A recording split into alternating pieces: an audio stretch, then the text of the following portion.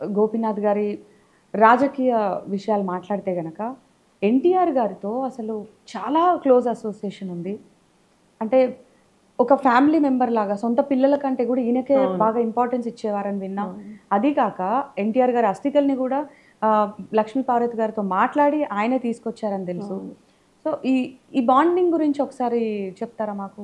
చెప్పేవాళ్ళు ఎన్టీఆర్ గారికి నేనంటే చాలా మనం ఒక కొడుకులా చూసుకునేవాళ్ళు. అంటే ప్రతిదీ గోపి, గోపి అని పిలిచేవాళ్ళు. నాతోనే చేయించుకునేవాళ్ళు.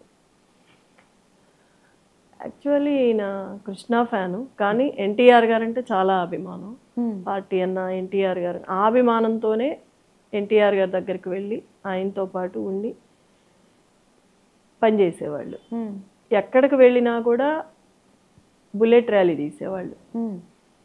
అది ఇక్కడి నుంచి ట్రైన్లో వేసి చెన్నై అయితే చెన్నైకి వీళ్ళు ఫ్లైట్లో వెళ్ళి అక్కడి నుంచి అవి తీసుకొని ఎన్టీఆర్ గారు రాకముందే వీళ్ళు రెడీ చేసి పెట్టుకొని బుల్లెట్ ర్యాలీ తీసేవాళ్ళు. హుహు. ఆ టైంలో కరుణానిధి గారు ఈయన్ని అడిగారంట, హ్మ్.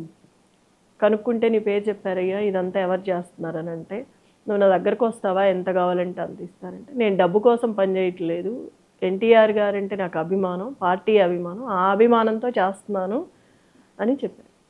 ఎన్టీఆర్ గారంటే అంత అభిమానం. తర్వాత కేసీఆర్ గారి దగ్గరికి వచ్చిన తర్వాత, కేసీఆర్ గారితో కూడా చాలా మంచి అనుబంధం ఉందని తెలుసు. 2016లో పార్టీ మారిన తర్వాత బీఆర్ఎస్లోకి వచ్చిన తర్వాత ఎప్పుడు చెప్తా ఉండేవాళ్ళు, ఎన్టీఆర్ గారి తరువాత కేసీఆర్ గారిని మించిన నాయకులు లేరు, రారు హ్మ్. అని చెప్పేవాళ్ళు. నాకు చాలాసార్లు చెప్పారన్నమాట. హ్మ్. చివరి వరకు నేను కేసీఆర్ గారితోనే ఉంటాను, హ్మ్.